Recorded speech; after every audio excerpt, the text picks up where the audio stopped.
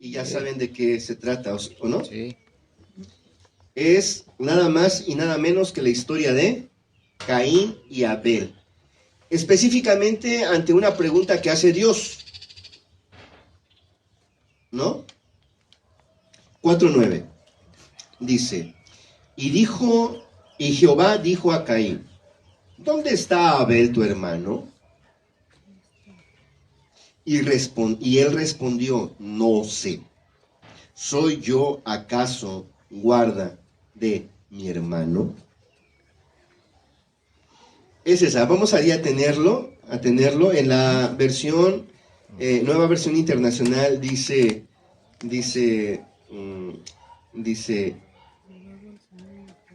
¿acaso soy yo el que debe cuidar a mi hermano? Un poco diferente, pero ahí está, ¿no? ¿Cuál sería la respuesta, mis hermanos amados? ¿Cuál sería la respuesta? Sí, cuando Dios le dice a Caín, ¿dónde está tu hermano? Él quería evitar la confrontación con Dios. Y Caín le dice, no lo sé. ¿Acaso soy yo su guarda, su custodio, su guardián? La respuesta de Caín debió haber sido, la respuesta de Dios es, ante esa, sí, sí lo eres. Por supuesto que lo eres. El problema es que se nos olvida, hermanos, se nos olvida que nosotros no somos, como la sociedad actual dice, individuos. La sociedad posmoderna ha olvidado un sentido que se le llama el sentido de colectividad. O sea, antes eso se peleaba mucho. Antes, cuando yo estudié, nos daban puntos extras por trabajar en equipo y nos calificaban por equipo. A pocos de nosotros nos gustaba eso, porque siempre en el equipo no todos son responsables, ¿verdad? Y siempre peleamos, los que sí eran responsables peleaban con los que no eran responsables, y entonces al final uno terminaba haciéndolo individualmente. Y acuérdense que los profesores entonces no te lo calificaban, porque la regla era en equipo.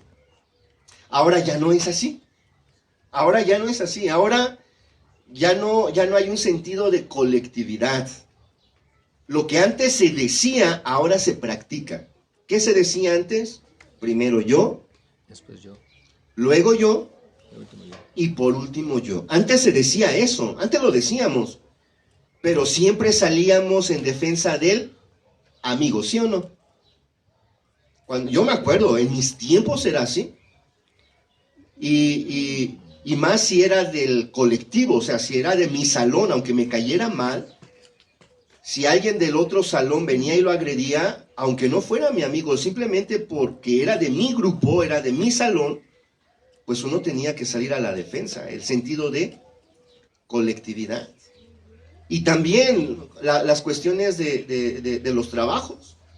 Si a alguien le faltaba algo de mi equipo, algún material, pues uno era responsable o trataba de ser responsable y acomedirse. Ahora ya no. Ahora ese sentido de colectividad ya no funciona. Ahora es el individualismo a todo lo que da. La justificante es que, bueno, las personas nos dañan. ¿Y cómo vamos a estar lidiando con las personas? Y esa justificante creo que está muy justa, pero no es lo que Dios dice.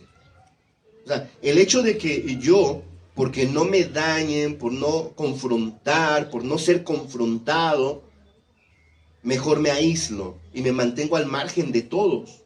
Y entonces, aunque yo no quiera, estoy practicando ya un individualismo.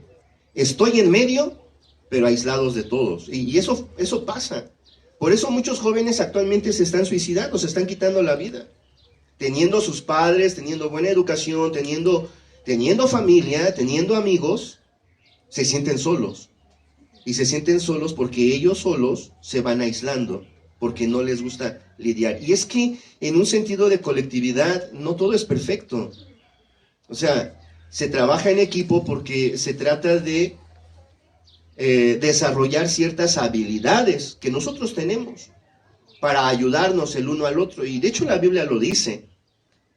Cuerda de 3 dobleces difícilmente se rompe, pero un hilito sí, pero si ponemos 3, es difícil, ¿no? Entonces, para eso es la colectividad, para eso es el equipo, para eso es la familia. En una familia donde lamentablemente o porque Dios así lo quiso, ¿no? No hay hijos. Cuando ellos crecen, es triste de verdad, y lo hemos visto en estos últimos días. O sea, solo está el matrimonio, no hay hijos, ya a cierta edad avanzada, están solos, desprotegidos. Cuando la familia es grande, numerosa y es unida, tienen el sentido de colectividad, de amor fraternal, pues uno admira a esas familias y salen adelante, hermanos, porque los más fuertes jalan a los más débiles y ahí se van. No quisiera decir esto, pero es algo semejante como en los animales, ¿no? En los tipos de manadas. Porque no quiero hacer esa comparación, pero es algo que nosotros podemos ver ahí, el sentido de colectividad, de ayuda mutua, para poder realizar sus fines, tener y hacer lo que ellos se han planeado o han programado, ¿no? En una familia, en un matrimonio, queremos comprar, y tenemos el ejemplo ahí en Betel, ¿no? Un matrimonio empieza desde abajo de novios, se casan, y entonces deciden ambos deciden irse a vivir con el suegro para ahorrar. Ambos están trabajando para ahorrar y entonces tener para pagar un terreno para construir. Y claro, así fue. Los dos trabajaron, los dos empezaron a trabajar como un buen equipo, colectividad. El suegro ayudó, por supuesto, también le entró el equipo, ¿o no? Le prestó un cuartito en el departamento donde vivía. Pasó el tiempo, claro.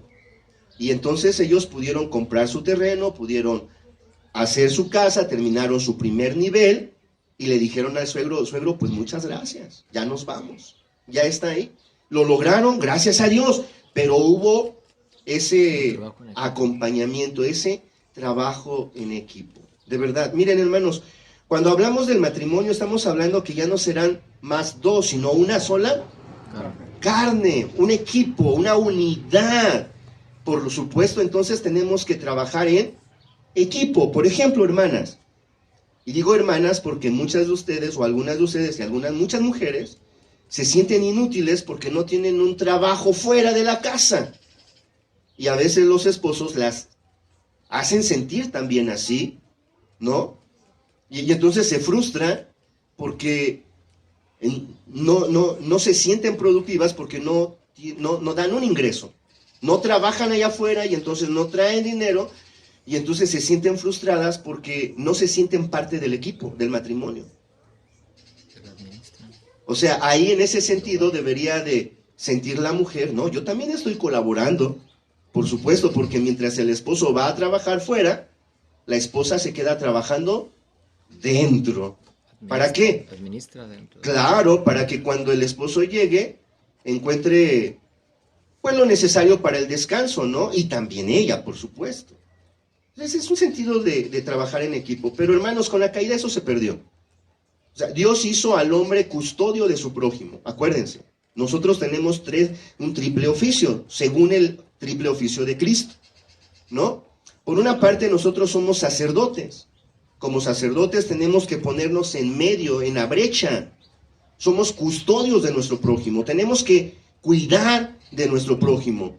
Por eso la respuesta de Caín cuando dice, ¿acaso soy yo guarda de mi hermano? Está, como dijo mi hermano Yamsir, está fuera de lugar. Lo único que él está haciendo es evadir su responsabilidad y justificarse a sí mismo por no quererse confrontar ¿con quién? Con Dios. La pregunta aquí es, ¿y dónde está tu esposa, no? Puede estar aquí, o puede que no esté, pero si Jesús preguntara, ¿dónde está tu esposa? No sería la posición geográfica, sino la posición del corazón. Porque esa fue la misma pregunta que le hizo Dios a Adán y a Eva. Cuando pecaron contra Dios, Dios se aparece y les pregunta, ¿dónde están? ¿Qué no sabía Dios dónde estaban? Por supuesto que sabía dónde estaban, pero Él no está hablando geográficamente, sino está hablando direccionalmente. Direccionalmente han errado, se han equivocado, usaron el privilegio de elección para elegir mal. Y las consecuencias a partir de ese momento las van a experimentar en su propia carne. Lo primero que decepciona, hermanos, lo primerito que decepciona dentro de un matrimonio es esta actitud de Adán y de Eva. ¿Por qué comiste del fruto que yo te mandé que no comieras? Si yo fuera responsable, si Adán fuera responsable, como debía de ser responsable, la respuesta ¿cuál habría sido? Pues lo acepté. Perdón, Señor, me equivoqué. Y hasta ahí, y recibo las consecuencias. Pero ya ahí Adán ya no era custodio de su prójima. Le dejó de importar lo que le pasara a su prójima. O sea, él, sí o no, se hace a un lado. O sea, sí comió y lo confronta a Dios y le dice, ¿por qué comiste del fruto que te dije que no comieras? Y entonces él se hace a un lado. Él al hacerse a un lado está evitando también su responsabilidad. Es un cobarde, ¿sí o no? Es un cobarde. La mujer ¿y qué espera que Dios le haga a la mujer que le dio? No, cuando tú acusas a alguien, ¿qué esperas que le pase? Que le apapachen, que le digan, ay, qué bueno que hiciste tal cosa. No, lo acusas y esperas entonces que haya una cierta consecuencia, y eso es muy lógico. Así que cuando Adán le dice, la mujer que tú me diste, fue ella la que me dio de comer, Señor, castígala a ella. A ver, ¿dónde está la parte custodio? Castígala a ella. Yo estoy dispuesto a que tú la castigues a ella. No me importa. No me importa lo que tú le hagas. Ella fue la que me dio de comer y ella merece ser castigada. No yo. Ahí perdió su sentido de colectividad, de trabajo en equipo. O sea, lo hicimos los dos, Señor. Los dos comimos del fruto que tú mandaste que no comiéramos. Lo hicimos en equipo. Ella empezó y yo terminé. Y los dos pecamos. Y los dos son culpables del mismo pecado. Pero su sentido de colectividad ahí se perdió. Lo que queda entonces ahora ya no es un custodio. Lo que ahora queda es un verdugo. Y sí es cierto, a veces nosotros hacemos comentarios, ¿no? Que parecieran así como que estamos balconeando a alguien. Y hay dos sentidos, de verdad, hay dos sentidos. Es la broma, pero dentro de la broma hay un inconsciente, total inconsciente. Ya se los he dicho, miren, vean dónde está el inconsciente. ¿Qué tan tremendo es eso que tenemos también nosotros? El vicepresidente de una compañía está liderando una junta empresarial. Están ahí todos los súbditos, secretarios y todo y demás. Y él está muy contento porque está dirigiendo la junta. Pero en eso irrumpe, ¿quién creen? El dueño. El director, el mero mero. Y entonces él se levanta amablemente, sin ser grosero ni nada, y dice, tengo el disgusto de dejarle el lugar aquí al señor presidente. Perdón, tengo el gusto de dejarle el lugar aquí al presidente. Puede ser gracioso eso, y todos se pueden reír, pero realmente a él en su interior, le raspó que haya llegado el presidente. Algo está pasando en su corazón porque salió inmediatamente. Ese es el inconsciente. Entonces, en esos detallitos, ¿no? Cuando nosotros jugando decimos de nuestra esposa algo que pareciera como broma, ¿no? ¿Me explico? Que inocentemente a lo mejor a veces hasta lo hacemos, ¿no? Mi esposa no sabe hacer huevos estrellados, por ejemplo. Que en este caso es verdad, no es verdad, ella ya sabe hacer buenos huevos estrellados. Pero de repente, ¿no? Oímos esos comentarios. A mi esposa hasta el agua se le quema. Y ja, ja, ja, y nos reímos y demás. Pero ahí hay algo que estamos trayendo en nuestro corazón. No estamos cuidando de ella. No estamos siendo custodio de nuestra mujer porque la estamos evidenciando en algo que pareciera ser broma. Pero no, porque a la larga eso se queda en el corazón. Y un día, cuando haya llegado el 10º huevo que no está estrellado y está todo roto, en ese momento el inconsciente pasa a otro nivel. ¿A dónde creen que pasa? Al consciente. Y entonces sí, mujer, desde que me casé contigo no has aprendido a hacer ni siquiera unos huevos. Al principio fue broma. Al principio bromaba, incluso hasta con la suegra. Ay, suegrita, ¿por qué no le enseñó?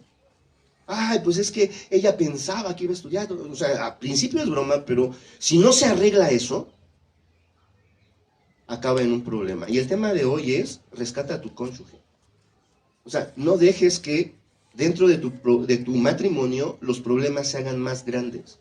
Ni por él ni por ti.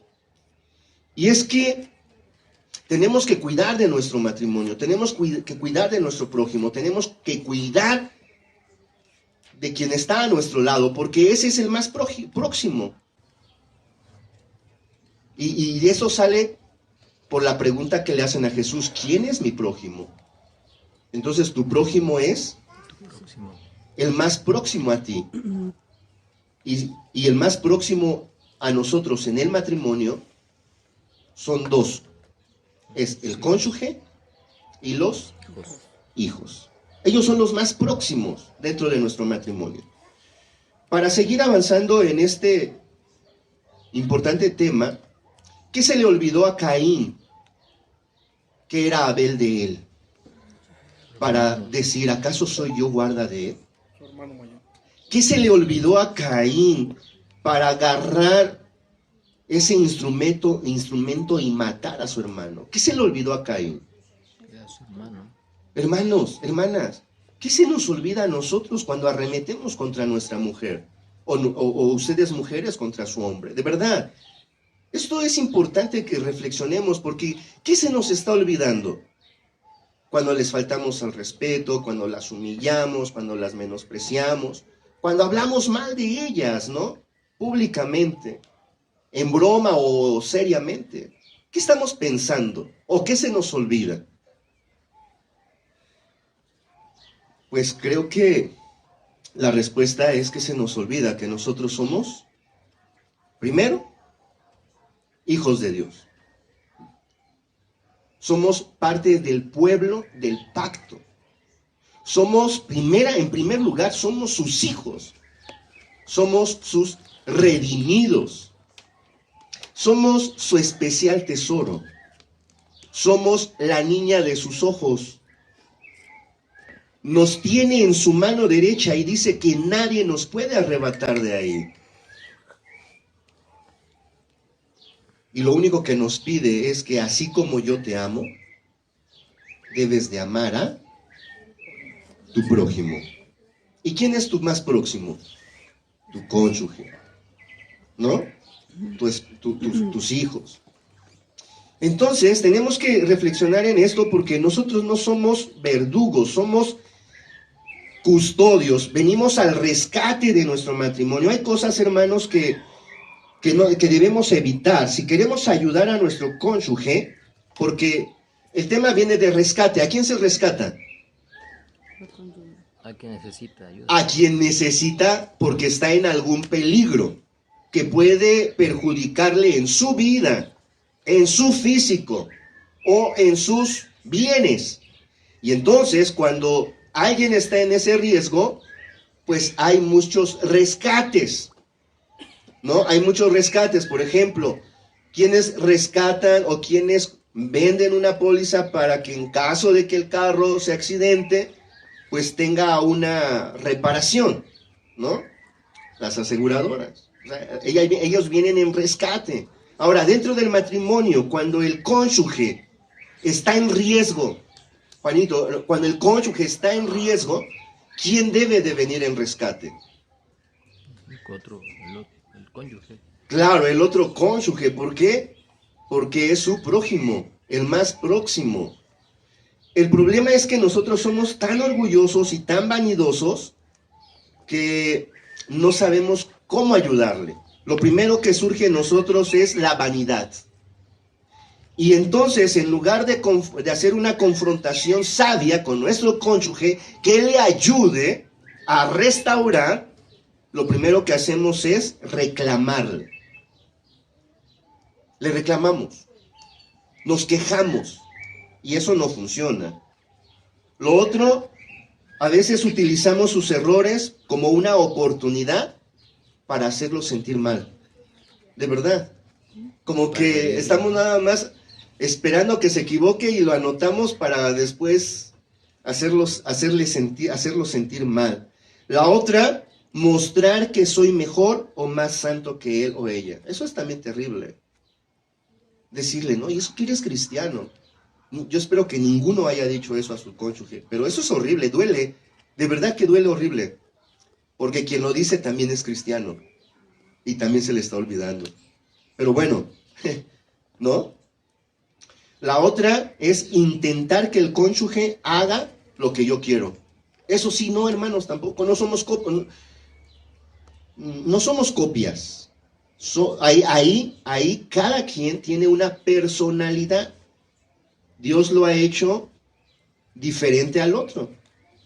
Para que haya un complemento dentro del equipo del matrimonio. Para que haya, como dice mi hermana, una balanza, efectivamente.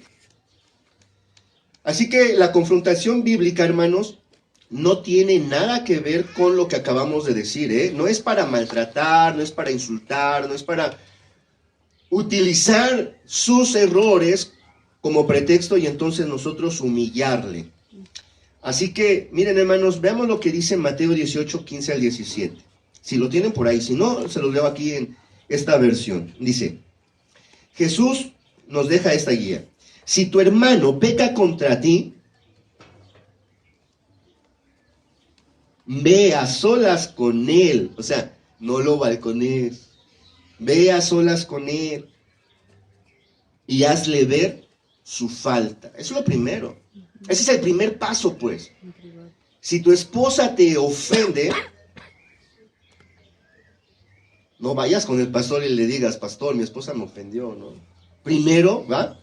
Primero ve con ella y dile, oye, mujer, eso no se hace, no está bien, no le agrada a Dios, te estás dañando a ti y estás ofendiendo a Dios.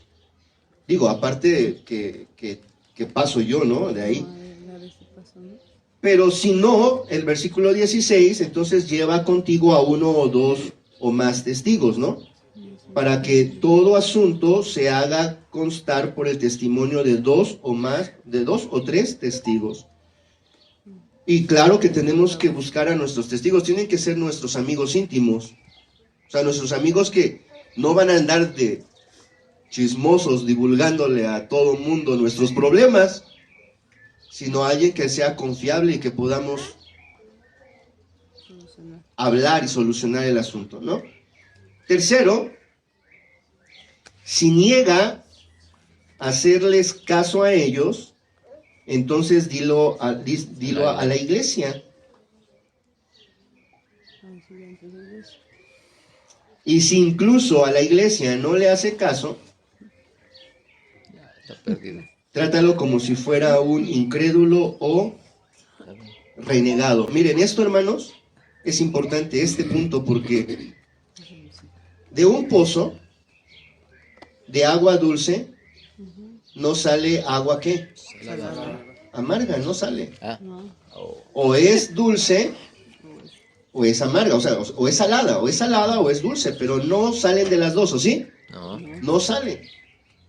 Cuando tu cónyuge, después de haber, de verdad, después de haber tratado de solucionar ese asunto, y se van a estos, que no debería de ir más allá de acá. El asunto se tendría que resolver desde el matrimonio. La ayuda que se necesita se tendría que dar desde allí. Pero si si no se puede encontrar la ayuda allí, entonces subimos de escalafón y buscamos ayuda un poquito más colectivamente, para que nos apoyemos. De verdad, esto es importante. A mí me decepcionó algo que pasó hace muchos años, ¿sale? A mí me decepcionó y yo como que dudé eso, porque algunas personas utilizan nuestros defectos en contra nuestra después, cuando se les olvida el cristianismo. Pero eso es paganismo, eso no debe de ser, pues.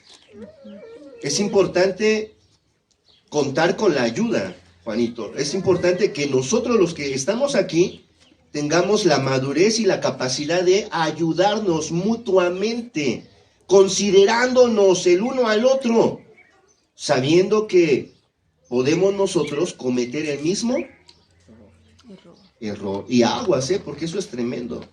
Yo conocí a un matrimonio, cómo señalaban a otros matrimonios, de veras. Y eran tremendos estos, señalaban, eran tremendos, jueces, así, señalaban. ¿Pero qué creen? Se divorciaron. Terminó el matrimonio. O sea, lo que estoy diciendo es que cuando nosotros somos confrontados por Dios, entonces lo que tenemos dentro de nuestro corazón se manifiesta. Si Dios nos dice, estás mal y te tienes que arrepentir, no podemos pelear contra eso. Si somos de Él, caemos de rodillas como David, cuando se le dijo, un hombre tenía una sola ovejita y otro tenía muchas. ¿Y de dónde escoger? Pero este que tenía muchas y de dónde escoger se fijó en la ovejita, la única ovejita de este hombre, y se la quitó. ¿Qué merece que se le haga a este hombre? David inmediatamente dijo, la muerte. Y entonces viene la confrontación. Ese eres tú. Y entonces se escribe el Salmo 51. Ten piedad de mí, oh Dios, conforme a tu misericordia, conforme a la multitud de tus piedades, apiádate de mí. Y saben, hermanos, hay una parte donde a mí me estremece cuando dice, y no quites de mí tu Santo Espíritu. Porque ¿saben qué es lo que sucede cuando uno vive en pecado? Uno se aparta de Dios. Eso es lo que sucede, hermanos. Cuando uno está fallando, está pecando, uno se aparta de Él. Empezamos a perder la fe. Empezamos a pelear contra Dios. Y entre más nos alejemos, dice la Biblia que demonios vienen más, porque nos apartamos de Él, de su cuidado, de su protección. Pero quien se aparta, hermanos, es porque su agua no era dulce. Lo que estoy diciendo es que no pelees con tu esposo. Si no se quiere dejar rescatar, no puedes hacer nada. Lo único que tienes que hacer ahora es lo siguiente. 1, orar. Y luego, ¿qué creen? Orar. Y luego, seguir orando. De verdad. Porque nosotros no podemos cambiar el corazón de nadie. No podemos. Lo único que podemos hacer es estar ahí para ellos. Aquí estoy, mi amor, para ti. Te quiero ayudar. Déjate ayudar. ¿No? Lo uno, prométete a glorificar a Dios en todo. En todo, sabiendo que Dios tiene el control de todas las cosas. De todas las cosas. Aún las cosas más suceden. Pero, hermanos, que nos va a costar más trabajo, yo creo que nos va a costar. Antes de hacerle algo, antes de señalar algo, hemos aprendido que tenemos que sacar la viga de nuestro ojo primero. Y por último, hermanos amados, tenemos que ser muy, muy sabios y buscar, escoger el momento adecuado. De verdad. No es así nada más. Oye, tú estás fallando en esto. No, no, no.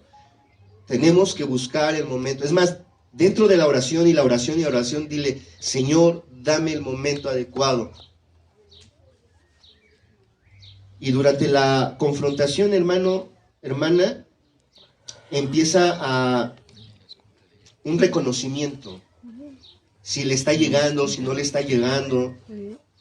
¿Qué es lo que él o ella está mostrando? Tienes que estar al pendiente, porque si tú estás viendo que lo está recibiendo, síguele. Síguele. Y si ves que no lo está recibiendo, detente tantito. Y mejor vete a orar. Regresamos al primer paso, a orar. Y a orar porque no está sensible. Y si no tenemos nunca la oportunidad, creo que es evidente que entonces no es del Señor. Escoge las palabras. Sabemos qué palabras son las que hieren y cuáles son las palabras que no hieren. Y por último, mis amados hermanos, para concluir, ¿qué creen? Hay 3 cosas importantes. 1, ten paciencia. Ten paciencia. Estamos caídos y estamos peleando. Tenemos una batalla también con nuestro yo, con nuestro ego, con nuestra vanidad. Y lo que menos queremos es otra batalla con alguien más. ¿Me explico? O sea, es suficiente con la batalla que yo tengo para enfrentarme a otra batalla con mi mujer o con el hombre, ¿no? Por eso tenemos que tener mucha paciencia. La otra, hermanos, tenemos que obedecer a Dios incondicionalmente, a Dios, antes que a los hombres. Y 3, ten confianza. No en tus palabras, no en tu conocimiento, sino en aquel que ha prometido responder nuestra oración. Por eso empecé así. Ora, ora, ora. Porque Él ha prometido responder. Pero hay un requisito, hermanos. Hay un requisito. Y ese requisito pocos lo queremos pagar. Hay un requisito. Si mi pueblo se humillare, ante el cual mi nombre es invocado, y se apartaren de sus malos caminos, entonces yo, fíjense, perdonaré sus pecados y sanaré su tierra. Lo que quiere decir es, pondré paz en ustedes y los bendeciré. Su matrimonio será bendecido. Y es que, ¿quién quiere un matrimonio no bendecido, hermanos?